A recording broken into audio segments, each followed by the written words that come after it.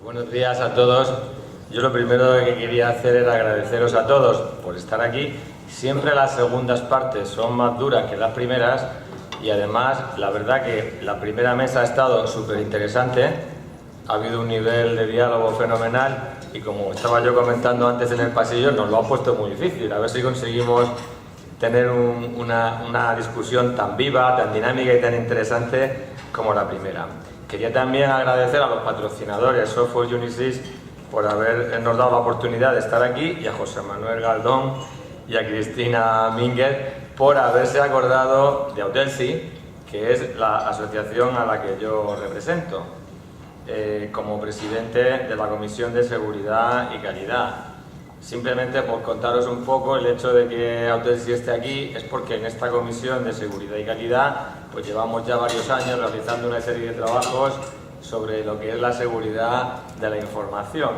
Autelsi es una asociación sin ánimo de lucro cuyos miembros son empresas TI, tanto proveedores como usuarios, a la que os invito a conocer cuando tengáis ocasión. Y entre los trabajos que hemos realizado en el área de seguridad pues se encuentra una encuesta, que todo esto está publicado en la web de Autelsi, sobre el estado de la seguridad en las empresas españolas. Hemos hecho también un seminario y una guía de buenas prácticas de BIOT y bueno, todo esto son publicaciones de libre disposición porque como digo es una asociación profesional sin ánimo de lucro. Bien, con respecto, pasando directamente ya, no me extiendo más con Autelsi, a nuestra mesa redonda, pues como decía antes, gracias al gran interés que ha tenido la primera, yo creo que ahora está muy claro qué es el BIOT, está muy claro cómo se hace el BIOT, qué problemáticas tiene. Hemos escuchado un caso práctico de mucho interés, gracias a Andrés Prado, que además me ha gustado mucho cuando ha explicado el fenómeno de la consumerización. Es decir, que esto no viene porque los departamentos TI hayan pensado vamos a darle BIOT a todo el mundo, no. Esto viene porque los usuarios han empezado a traer sus smartphones a la empresa o a la universidad, en el caso que ha contado él, y han generado una presión de, oiga, yo quiero utilizar esto y quiero utilizar mis aplicaciones corporativas aquí. A partir de ahí, digamos, es la empresa la que ha empezado a pensar, oye, ¿cómo le damos respuesta a esto, no? Entonces, dentro de todo este planteamiento de cómo damos respuesta a esto, en la primera mesa pues se ha visto una serie de cuestiones muy importantes, pero en esta otra nosotros lo que nos vamos a concentrar es exclusivamente en la seguridad, ¿vale? Obviamente, esto alarga o abre completamente el perímetro de seguridad de los sistemas de información de la empresa y entonces un poco ahí surgen un montón de preguntas de cómo hacemos todo esto sin comprometer la seguridad. Introduzco a los ponentes de la mesa, empezando por la derecha está Vicente Pérez, director de canal de Sofos. A continuación, José Novet, director de la división de Enterprise Solutions de Econocom.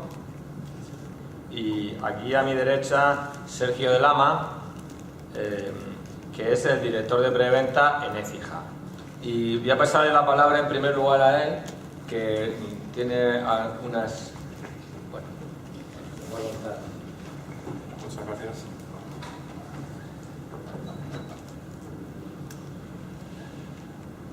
Bueno, buenos días a todos. Yo represento a la compañía Écija. Écija es un despacho de abogados especializado en tecnologías de la información y además somos proveedor de servicios de seguridad gestionado. Mi presentación o el ámbito en el que quiero centrarme sobre todo, y además es que se ha comentado a lo largo de la anterior mesa, en los aspectos legales que implican el concepto de Bring Your Own Device, principalmente en qué aspectos tenemos que tener en cuenta para que ese miedo que se ha comentado por parte de los CISOs de cara a la adopción de este tipo de programas. Uno de los miedos que de hecho en las encuestas venía era principalmente los aspectos legales, ¿no?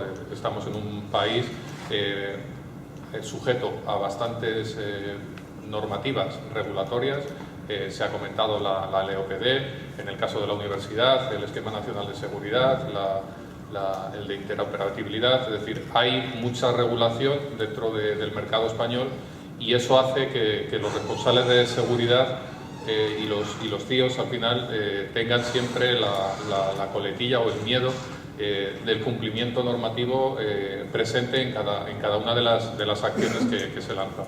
Y un poco el objetivo de la presentación será revisar los aspectos, los posibles aspectos legales que hay que tener en cuenta cuando una compañía inicia un programa como el de Bring Your Own Device. Quisiera aclararles que no soy abogado, aunque en la presentación verán mucha referencia a normativa, pero bueno, trabajo en un despacho y al final pues un poco lo que también nos dedicamos es eso, es asesorar a las compañías para establecer precisamente esos programas. Vamos a ver cómo se regula ese aspecto legal. Se ha comentado, de hecho, lo comentaba Eladio de Unisys cuando se le ha preguntado expresamente si había un programa dentro de su compañía de Bring Your Own Device, y ha sido muy significativo que lo primero que ha dicho es: hemos firmado un contrato de uso de esas tecnologías. Es muy importante el hecho, de hecho, es lo que nos va a permitir afrontar de una manera legal concienzuda, disponer de normas de uso y sobre todo de una firma por parte de los empleados de esa normativa de uso. Dentro de la gestión de las TIC estamos también muy acostumbrados ya y forma parte, yo creo que de la mayoría de las empresas, el firmar las políticas de uso y además el hacerlas firmadas por escrito. Eso nos permite luego, en caso de un conflicto legal con los trabajadores, al disponer de esa firma, nos habilita, digamos, el que se puedan tomar medidas de control incluso en los dispositivos de la propia compañía. Aquí estamos hablando del Bring Your Own Device, son dispositivos que forman parte o que pertenecen al empleado, pero dentro del ámbito del uso corporativo.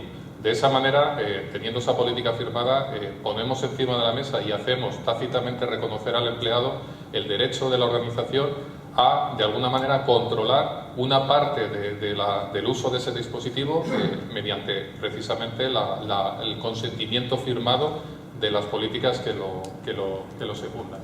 En ese sentido, pues he destacado aquí pues, la no modificación de los parámetros, las limitaciones de uso, el cumplimiento de la política de protección de datos. Es decir, al final lo que pretende recoger esto es vamos a definir una política de seguridad y de uso y vamos a hacer que los empleados la firmen. Eso, como digo, son las bases para luego protegernos o proteger la compañía en caso ya no solo de robo de información o de uso fraudulento, sino cualquier otro aspecto legal, como posibles demandas penales incluso por acceso a información utilizando esos dispositivos.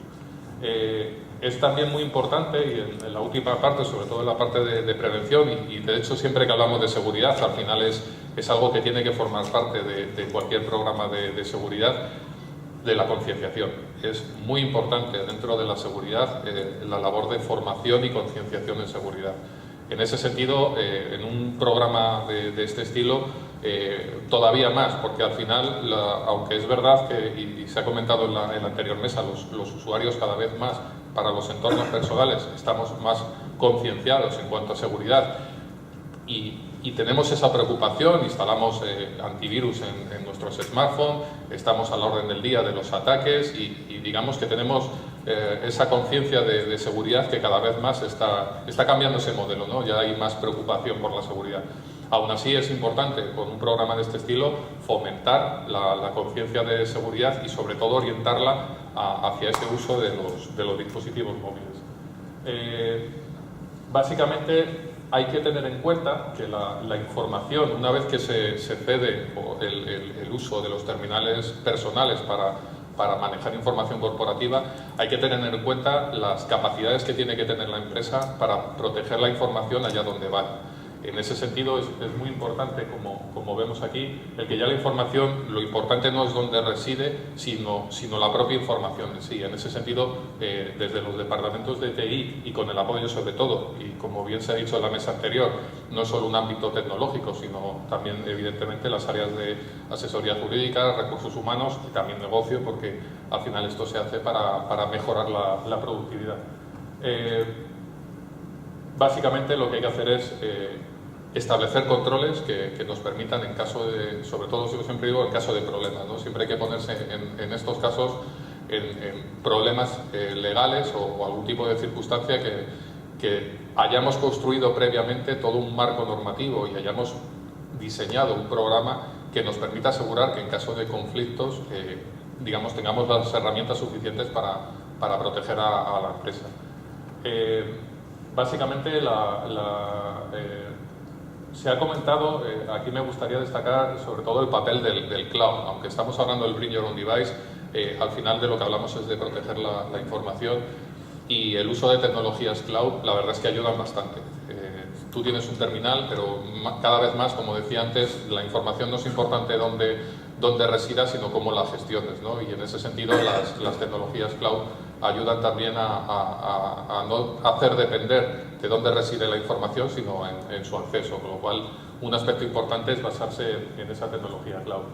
Entrando ya en el aspecto un poco más legal, lo que hay que apoyarse sobre todo es en el artículo 20.3 del Estatuto de los Trabajadores, más que en el artículo 18, que luego veremos que hacía mención de las capacidades de la empresa, sobre todo porque, como decía, el empresario es el que tiene la titularidad del medio de trabajo utilizado e impone al trabajador la obligación de la prestación conforme a las exigencias y buena fe. Es decir, al final, el concepto de Bring Your Own Device, tú traes tu dispositivo, pero lo traes o lo cedes su uso a la empresa para fines empresariales. Eso dota al empresario de capacidad para poder supervisar el uso que se hace de ese dispositivo, y esa es la clave, el que una vez que utilizas tu propio dispositivo para fines empresariales, cedes de alguna manera la potestad al empresario de supervisar ese uso, y es ahí donde nos podemos acoger cuando hay algún tipo de problema con algún empleado o con alguna circunstancia que rodee al dispositivo del empleado. El hecho de que el uso de ese dispositivo, independientemente de que la titularidad sea del propio empleado, el uso de ese dispositivo dentro del ámbito empresarial otorga al empresario la capacidad de poder ejercer medidas de supervisión. Existe además, como decía antes, jurisprudencia que apoya las posibles medidas que tuviéramos que hacer de cara a poder tener acceso a esos dispositivos.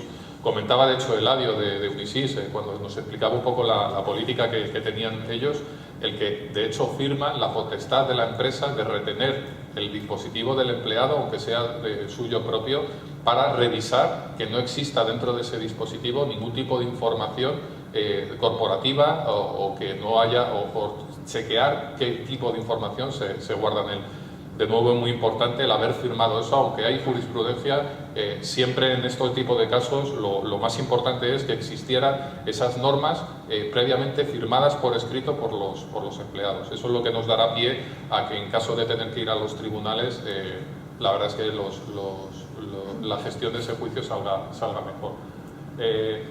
Hay que tener en cuenta también siempre, y es un poco lo que marcamos aquí, lo que es el derecho a la intimidad. Estamos hablando de dispositivos personales frente a la vigilancia y el control empresarial. Es algo en el que, aunque tengamos base legal para poderlo revisar, esa base siempre tiene que ir muy dirigida hacia espacios concretos de información corporativa. Esto es muy importante. De hecho, se ha comentado en las anteriores presentaciones, y seguramente lo veremos durante la mesa, el concepto Bring Your Own Device. Es importante que se tenga en cuenta que dentro del dispositivo se van a manejar dos tipos de información, la personal y la corporativa. Cuanto más seamos capaces de separar esa información, menos problemas tendremos a la hora de precisamente auditar en caso de un conflicto y de poder revisar y controlar la información siempre en el cajón de la información corporativa. Eso es uno de los aspectos claves, y hay que siempre salvaguardar, porque además lo veremos más adelante, la intimidad, el derecho a la intimidad del empleado es algo, y la privacidad es algo que tiene que prevalecer.